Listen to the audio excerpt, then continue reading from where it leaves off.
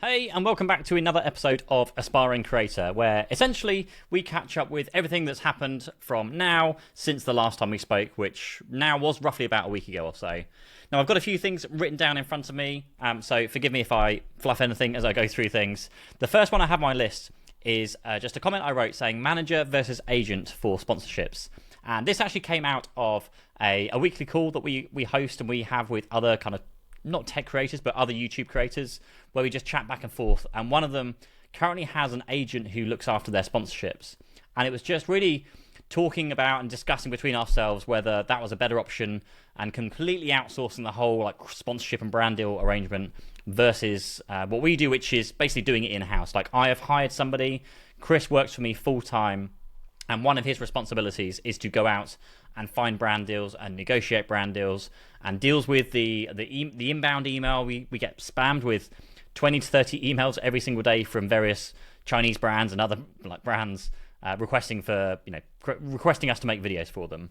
And I really, as we went through the discussion, really came to not the realization, because this is kind of where I am already, but the realization that an agent is not the better solution for you as a creator. Like fundamentally, if you have an agent that is working for you, who is working with other creators, who essentially is negotiating with brands, creating brand deals, and then passing them on to you, and then taking a 20% cut of the brand deal, it sounds great on the face of it. They're going out, they're hunting brand deals down, they're taking 20% because that's their small fee, and they're passing everything else on to you. But what you're losing out on is everything else in between. Like, you don't get the direct relationship with the brand because that's kind of being managed via the agent. You also don't necessarily know how much the agent is charging. You've been told that they're charging 20%, but actually they could be charging the brand a lot more and only passing you on what they've told you that you're allowed to charge for that brand deal. So there's a bit of trust and mistrust that can happen and does happen from what I've heard a lot of the time. You also get the weird situation of when an agent is working on a brand deal for you, the brands will have their own deliverables and their own kind of KPIs they want to hit. Some will want to do conversions, some will want to do views, and so the agent's best interest is to deliver what they can within their portfolio of clients. And that portfolio of clients, perhaps you aren't the one that can deliver the most views or the most conversions based on views.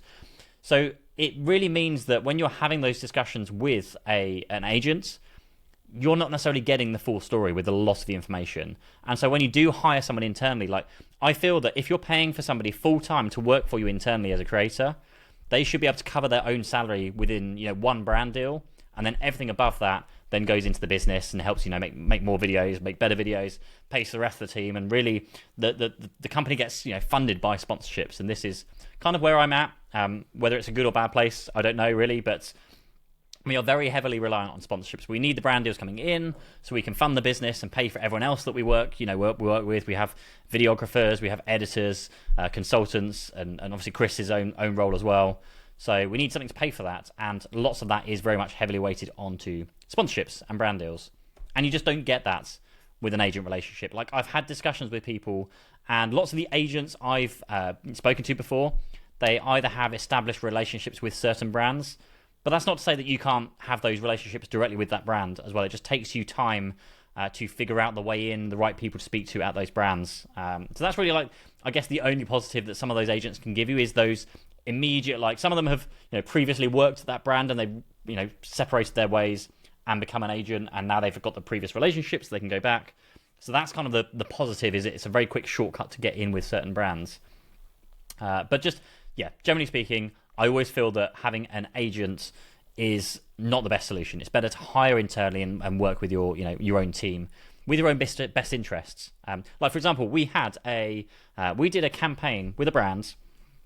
That was a few months ago now, and we actually signed a brand deal with them where we were confident we could deliver a certain number of conversions for them because we had the data previously. We could deliver a certain number of conversions, and so the brand deal we had with them was that we would deliver a certain number of conversions for the brand deal, and we did not deliver the certain number of conversions for that brand deal. We delivered a lot less, but what we did deliver is we actually delivered the same, if not more, traffic than we had initially thought. So traffic is in with clicks. So we're getting more people to click on the link than we thought we would have. So that's a positive, but less of them were conversing. Now, in my eyes, that means, well, hey, we've done our job because we've sent the traffic to you. What are you doing at your end? Like, have you changed your sign-up process? Your conversion process has somehow changed? Have you added extra steps in there that means people are clicking away and not going through the checkout? There's all sorts of other things going on there. And so we were worrying for a very long time that this just hadn't worked very well. And again, having the relationship with the brand directly, Chris was able to hop on a call with them earlier today, had a chat, and actually, us both sitting here thinking, oh crap, we haven't done a very good job with this brand deal. You know, they're going to be disappointed. They were delighted with the brand deal. Again, for the same reasons we thought. We've sent a good amount of traffic. They even said the conversions were good based on their own statistics at the moment. So, you know, you just never know which way it's going to go. So that's, again, another reason why I think you should have those relationships directly with the brand rather than via an agent. So spend some time building up your own like little black book of contacts and making sure you kind of put the time in with those brands. Tick. Next thing on my list. Speaking of which, weekly calls with other creators. This is something I actually got from Daryl Eve's book, The YouTube Formula, where if you're trying to grow and, you know, run a successful channel, you want to have weekly calls with other, you know, similar sized channels or similar niche channels where you can learn from each other. You can chat, you can go, well, hey, I tried this week, it did not work. You guys don't do this as well because it won't work for you either. So it's just really learning things from other people rather than you having to sit there and make the mistakes yourself and learn those for yourself. Why not have a group of 5, 10, 15 people that are all doing the same journey, making mistakes, sharing their mistakes to then help others to avoid those same mistakes? Now, the weekly calls we host, there's only 4 of us on the call now. I don't want to get it too big because it's, you know, it becomes to a certain size. You can't speak to everyone in that kind of hour-long call. But at the moment, they've been fantastic. It's been very useful to get some insights into from channels that are outside of our niche. So it's not all just like fully tech, because it doesn't always help lots of the time when, you know, I don't know, the Samsung flips and folds will come out later this year. And if you're all sat going, well, I know the flips and folds are coming out, what kind of content are you planning around that? You're just kind of all in your own little bubble. You don't really get any ideas outside of that bubble. So I find that's really, really useful. The problem I found when I started this up initially was finding people that could commit the time to do those calls, because, you know, having an hour a week is a lot for people, particularly if you've got a full-time job. Obviously, that's a very, very challenging issue to have. And, you know, too busy working, busy creating, you know, video content and those kind of things. But I always feel that having these calls are so useful, because you do just learn a hell of a lot more. And you just learn faster than people that aren't having those calls. So that's something that I would highly recommend to anyone else that is essentially being a content creator or creating YouTube content. And this kind of goes on to the whole, the next point of my kind of notes that I wrote down is, it's easy being a YouTuber. It's very easy to perceive YouTube as an easy and fun career. And I will say that it is a fun career. And in contrast to my previous business that I ran, which was an IT business, where I was servicing clients, it was like an IT support business. They, would phone us up, we'd fix things for them, we'd send engineers out and install things for them. It's kind of essentially selling time for money, because they're paying you for the time you spend. However you want to bundle it up somehow, they're basically paying for your time to go and fix and maintain things. And so it is easier than that type of job. The problem being is that where it is perceived to being an easy and fun career is that lots of the networking groups I do hang out with still, and I hang around in the IT industry still a lot, and people will be listening to this podcast and know what I'm talking about, because they pointed it out to me, and that others will like talk down to you, and actually it has kind of annoyed me a lot when I've been in these meetings and they're kind of going, oh, go get a few more subscribers, or if you listen to Pete, go follow him. And it's just kind of making a whole joke about the whole YouTube journey and the whole kind of YouTube growth thing, when actually like those same people sat in those rooms are like they're struggling to like grow their business and struggling to get leads. And yet here is me who is not struggling to grow the business or not struggling to get leads. I have a whole business course thing behind me where we're selling, which I'll move on to in a bit more, but we're selling courses every single week or every single month. I haven't done anything on that for a long, long time. And so that whole kind of marketing thing I put in place already months and years ago is delivering its thing. So I get quite annoyed when, people comment the whole, you're lucky, or it's easy being a YouTuber and thing. It's like, well, go and do the YouTube thing. You'll realize it's not easy whatsoever. It takes time, it takes consistency, it takes ethic and work and a hell hell of a lot of just making videos to nobody as you kind of learn and kind of craft your process. So just wanted to get that off my shoulders today. And really, like, this is going back to YouTube is hard. It's a very, very like tough competitive market. There are God knows how many millions of hours worth of video being uploaded to YouTube every minute of the day. It's that kind of insane level of kind of upload frequency from people. And so even though it is competitive and very, very tough to make it on YouTube, I still enjoy it. It's still fun. We're obviously at a stage now where we have a team. We've kind of figured out our format and process, and we know that we can make certain videos that get certain views. But like a bad day in YouTube world, if we call it that, a bad day in YouTube world is we have to delay a video, or maybe I upset a brand and we have to delay a video or cancel a video, and maybe we have to go and find a different brand deal or whatever it might be. Like that's like the worst thing that could happen. Like the worst thing could happen is a brand doesn't pay us and we have to chase for payment, or we fall out with a brand. Like that's kind of as stressful as it gets. Whereas like when I was selling my IT business, one of the most stressful moments was whilst I was selling my business, one of our members of staff left the business and went to move somewhere else. Went to another like local competing IT company, and they didn't know about the sale because it was only me and the other director that knew about the sale at the time. And we went to that competing IT company because I knew someone else that was a director there, and offered my business for sale to them and was interested to hear their offer. And so they knew we were selling the business. And essentially my employee moved to that business. They then told that employee what was going on. And that guy then started phoning and texting like my employees to tell them like, oh, get out now before Pete sells, and you're going to lose your job, and like all this kind of other stuff. And I was having to deal with the whole like stress of that situation whilst selling the business, whilst also trying to keep my staff like happy and moving, and like doing the whole like you basically, we couldn't tell people we were selling at the time. So there was a whole, no, we're not selling, we're just talking around and looking at partnerships and that whole thing, trying to like settle people's fears. All caused because this dickhead basically went, this dickhead business owner went to tell his dickhead staff member about this, who then did dickhead stuff. So it's just that whole process was just so stressful. And anytime I feel like there's anything near a stressful day within this YouTube business, I just go back to those kind of things that I had to deal with in my MSP, in my IT business, which is nowhere near as stressful as what I'm doing now. So it puts it into context every single time with that whole thing. And I do think that with when you're kind of talking to other people, this is moving on to the next list, next item on my list that I've written down here, of just be humble to people when you're talking to them. Like you don't know what their situation is, and particularly in this individual who kind of talks down to me as, YouTube is this little fun thing that only kids can do, and it's funny to get a few likes and comments and follows and things. Just don't dismiss something that you don't understand.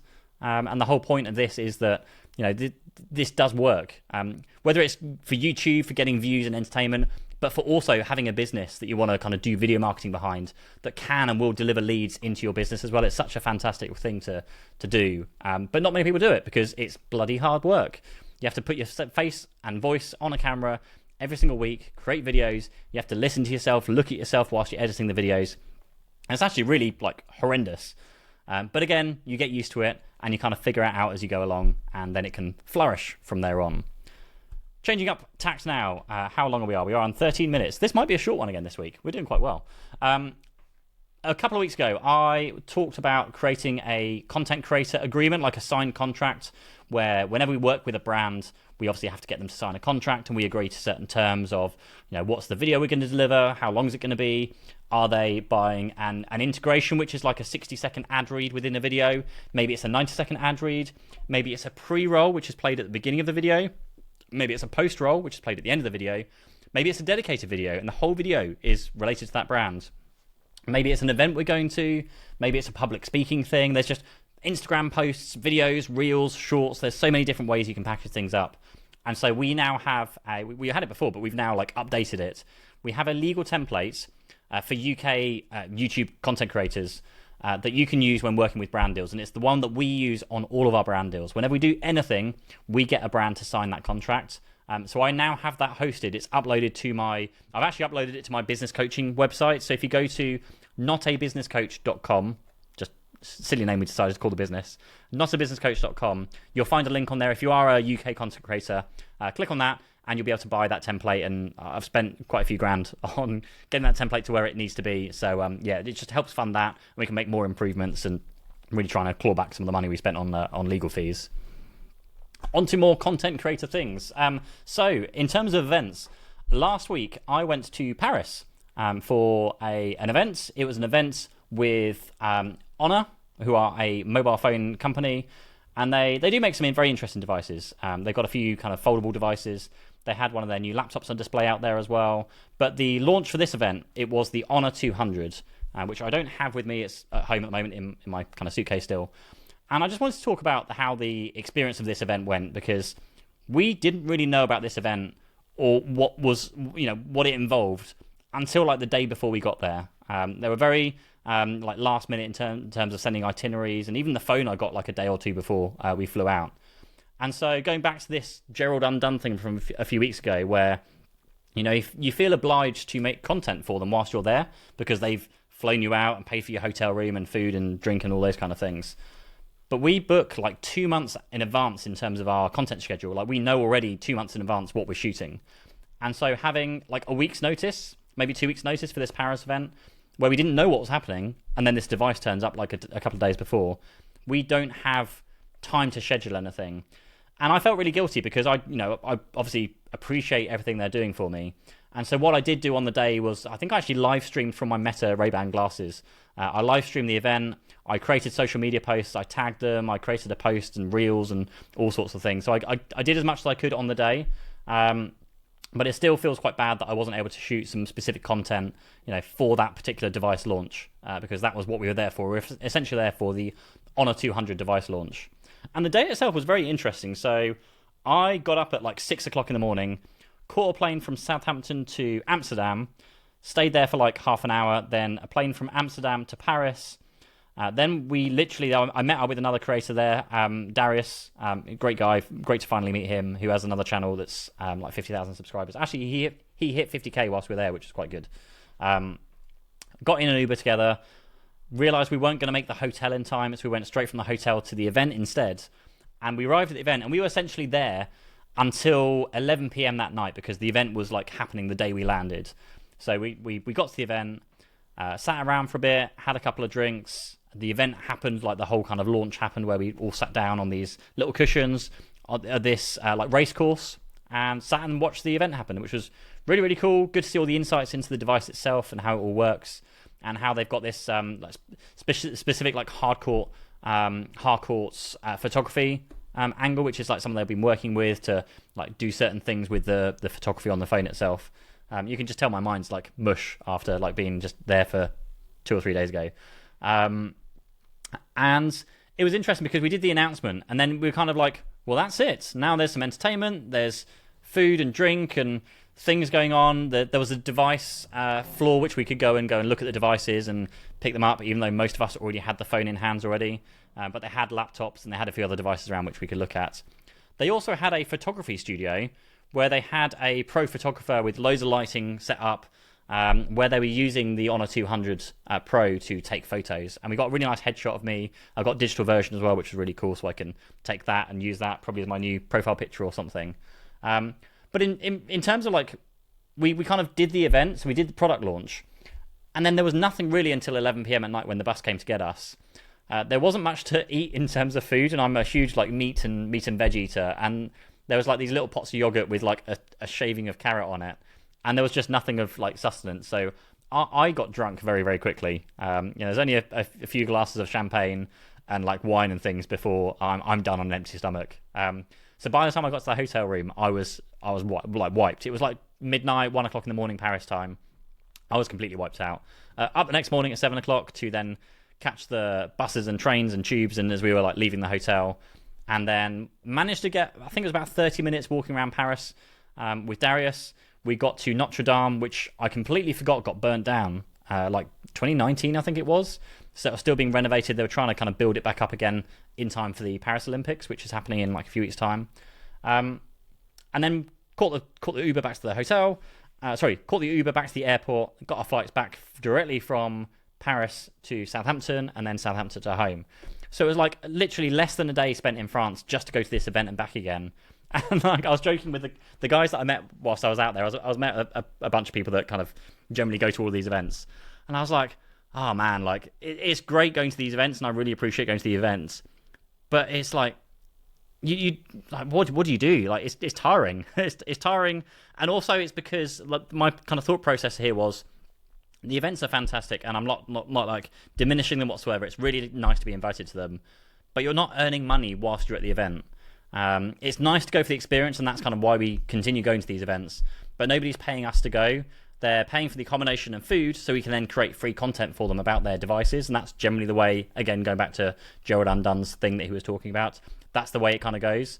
But equally, for me, that was 2 days out of the business. That was like a Wednesday and Thursday that I could have been in the business, creating some other content, either creating it for my IT kind of coaching business, or creating YouTube content that would be, get many more hundreds of thousands of views potentially over time than the reels and shorts I had time to post on that trip.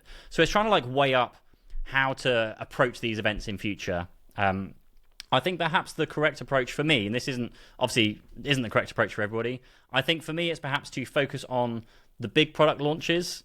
The iPhones, the Samsung flagship launches, Pixels, those kind of product launches.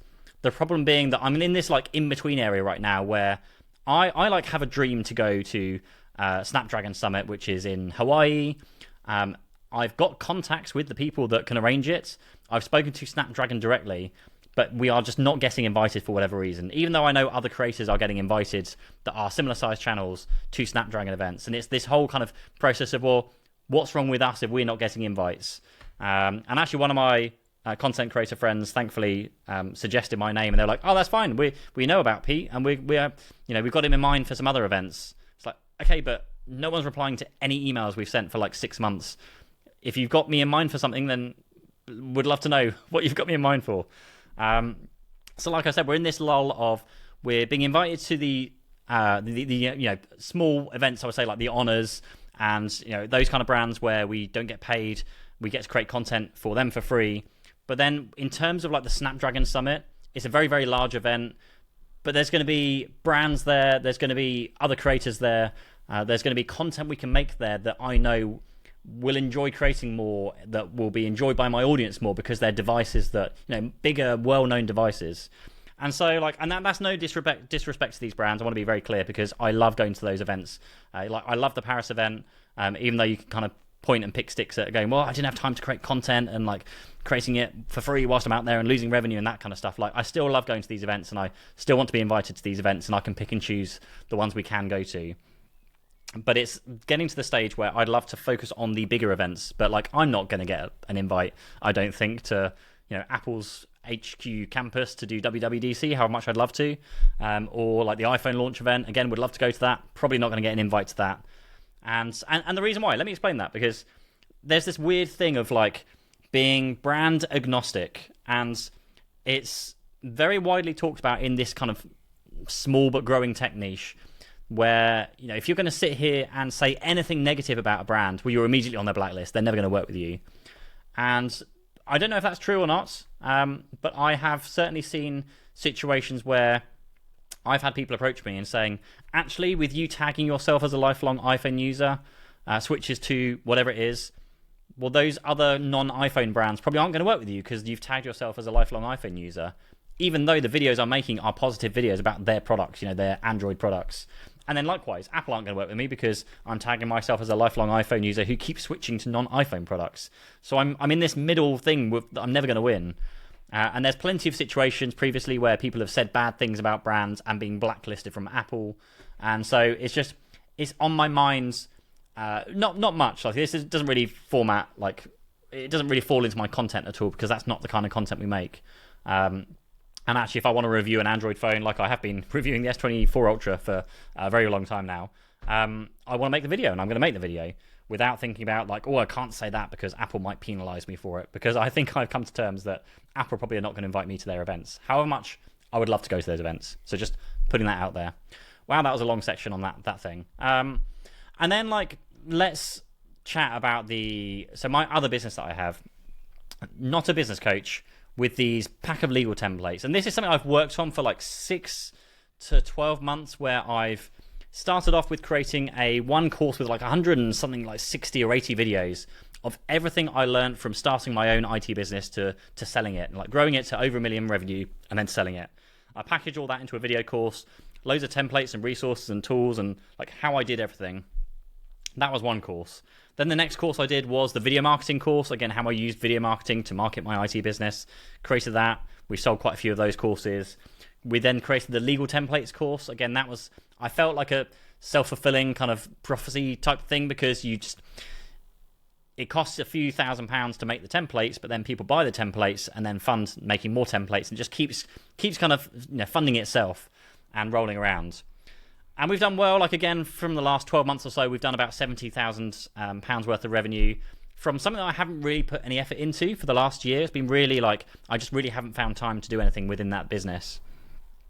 But it's kind of hit me from both sides this week, because in the last few days or so, we have now got, I think it's 7 people that hit their first annual renewals for their legal templates, and all 7 people cancelled their annual renewals before it renewed.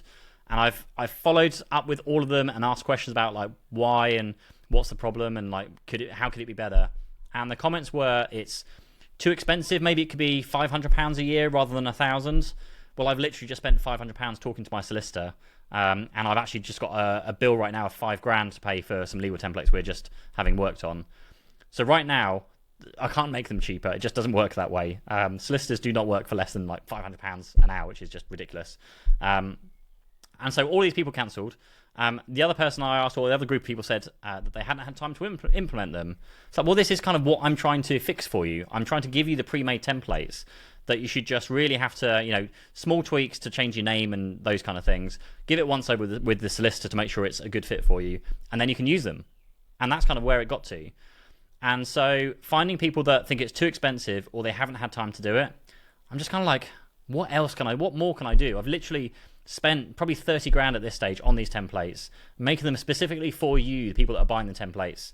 And you think they're too expensive, or you haven't had time to implement them, and this is like your business, but you'll find time to do other things like client-facing work instead that just keeps you busy and doesn't actually help you grow and put systems and processes into place in your business. This is like a proper like rant at the moment. I always get told I mispronounce rant. I'm just like British rant, like rant. Anyway, now I'm ranting. What do I want to say here? I want to say, okay, so the legal templates, no one has like renewed them. So that just really put me on a downer last week, where I'm just like, is there any point? Like, do I carry on with the legal templates because nobody's buying them?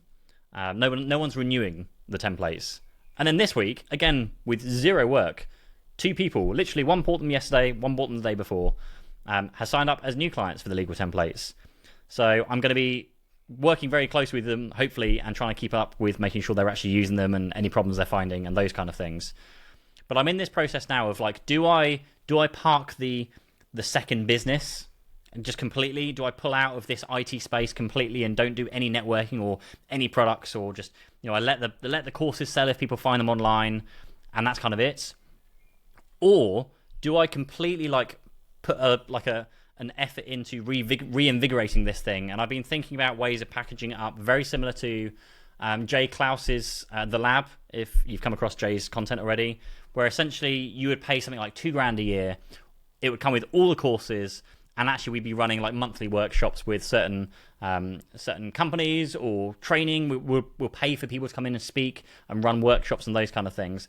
And I'm thinking of that as like a second separate business where, we've got the YouTube business, and that's kind of doing its thing right now. We're making more videos. Oh, I've just thought of something I can add to the list. Okay, we're going to talk about that one to finish off in a minute. Or do I like create this like whole subscription thing where people pay like $2,000 a year? It just kind of funds itself. Again, we'll maybe cap that at 100 people, so only 100 people can sign up.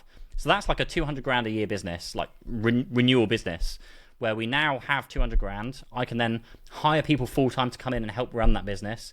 We can pay to have like lots of people come in to speak and find proper speakers. And I'd love to think about like people like Simon Sinek and like those kind of people. I've no idea how much they charge. Actually, coincidentally, I inquired about Gary Vaynerchuk, and I think it was something insane like 50 grand for a 30-minute video call and like 150 grand for an in-person keynote or something like insane. So maybe not his level, but like still going out there and spending the money on finding good speakers, good trainers, good workshops to bring in and run for this like community we're building.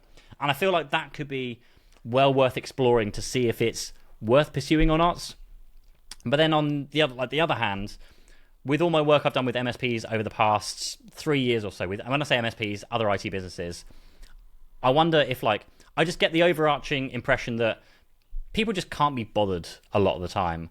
They're very happy to complain about their problems, but not many people actually do anything about the problems. Moan about, we're struggling, we're not getting leads, we're not winning new business.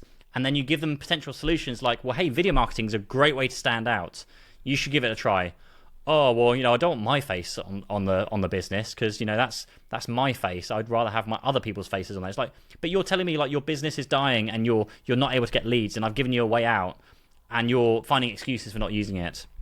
And similarly with the legal templates, bought the legal templates. Oh, sorry, I haven't found time to use them. There seems to be a lot of excuses with the MSP space. Key thing being, so I made the video marketing course, and we've had about 20, 30 people go through that video marketing course. And really only 1 or 2 people from those 20 or 30 people have actually implemented the things I've talked about in the course and done it well and come out the other end, and they're being very successful from it. My bookkeeper is a prime example.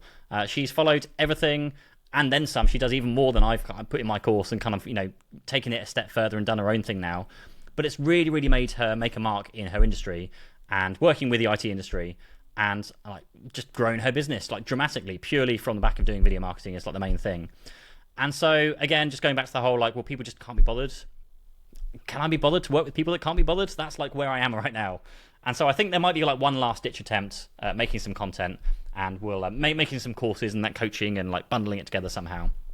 So the last thing I want to talk about this week, because this is literally what we just talked about on the call with Angus and Chris. We have our little Monday evening catch up every single week, and it was suggested that I should make more free talking videos, like non-scripted videos. And this really comes off the back of these podcasts.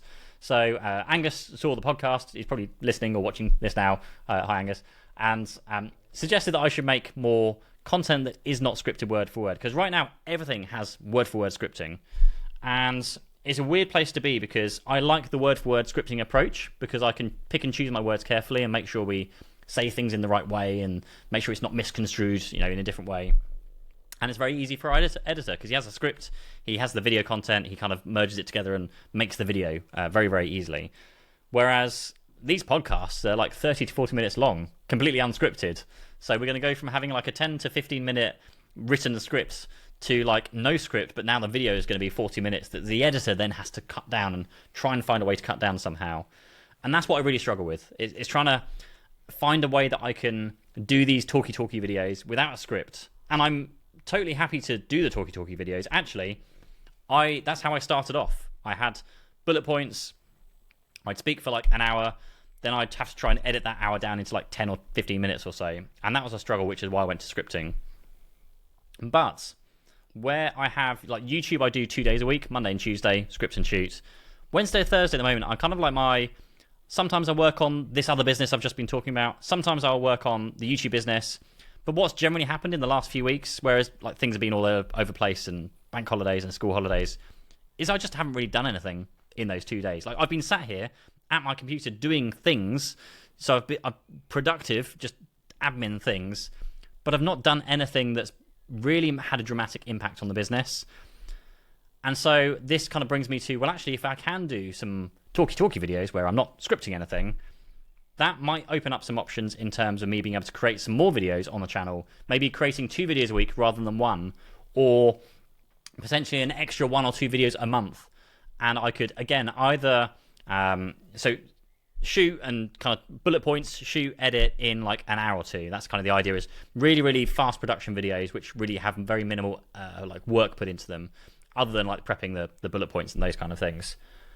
And like that's one thought where we can now create 1 or 2 videos a month, and that's great.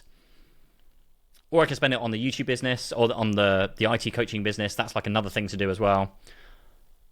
Or I can just take it easy because I don't necessarily need the extra money from this IT business. And it's interesting because Angus asked me a question of, well, why do you want to do the IT business? Like, do you want money, or is there something else going on? I was like, well, there's a business asset that's here because I put the time and money and effort into creating the legal templates, the courses, the video marketing course. Like that's a valuable asset that I can do something with. But also, I keep coming back to this IT world still because it's something I know and I feel I can be useful with still. Like YouTube's great, and I can educate people on YouTube and tell people which iPad to buy and which watch is the best purchasing decision out of all the watches, that whole thing. But when you're looking at coaching other businesses and showing them how to do things better and how to grow their businesses, how they can like really flourish, that feels something that you just can't really, I can't replace that in anywhere else in my life. That is something that comes through this IT world. And so like even tomorrow, 2 days time, I'm going to an event where I get to sit around a big old table with like 20 or 30 other IT business owners.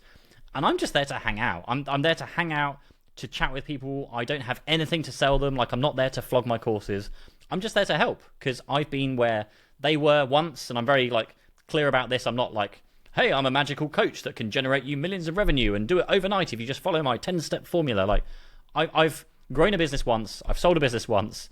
And hey, if I can learn anything from you whilst I'm here that I can then put into my content, great. If I can help you with any of your problems whilst I'm here, awesome too. And that's kind of been my approach ever since selling my IT business. And really the change happened because obviously I'd sold the business. I had money from the business, so I don't desperately need to go out and earn an income. I was just there to, cool, I'm just here to hang out, have some fun. If I can learn something, then cool. And actually what's happened over time is that approach has really, really worked. Like there's no pressure selling. Like I'm not here to try and convert you. There was people I dealt with over the years. And this relates to both like YouTube and the IT kind of world as well. There was people throughout the pandemic where I would jump onto like what's the chat? The voice chat room app the name's completely gone now, but there was a voice chat app where you join a room and everyone just talks, and like that was the app. It was on iPhone first and then slowly rolled out to Android. And I remember jumping in a room with some people and they're like, okay, right, we're going to start this thing. We're going to have like 40 or 50 people join and I'm going to convert like 90% of the people into the room into clients, into paying clients. I was like, okay, cool. I'm just here to chat and have fun and like meet people. And it was really like, I felt stupid because I'm not there to like do the whole like hard sell and like sign up and download my lead gen form and those kind of things. Fair enough to the people that works for, but I just don't feel like it works. Like I'd rather make friends, hang out, and if I can help people, then cool. And if people like me, they'll approach me and want to work with me, and that's kind of how it's always gone. This feels like it's definitely turned into a rambling thing now. This is why I don't do free talking videos. There we go. So I'm going to leave it there this week. We've been going on for 38 minutes, 40 minutes in total. Thank you very much. Please do like, follow, subscribe on YouTube and all those kind of things. Please, if you haven't already, leave some feedback in the Spotify feedback tab that you'll get to see down below this podcast. Just let me know what's good, let me know what's bad, and we'd love to know if I can share anything more with you that would help you with your your content creating journey. Also, join the Discord group. Send me a message if you're a tech content creator. We'd love for you to join the Discord group where we basically talk about sponsorships and help people find brand deals and that whole thing. And I will see you in the next episode. Cheers. Bye-bye.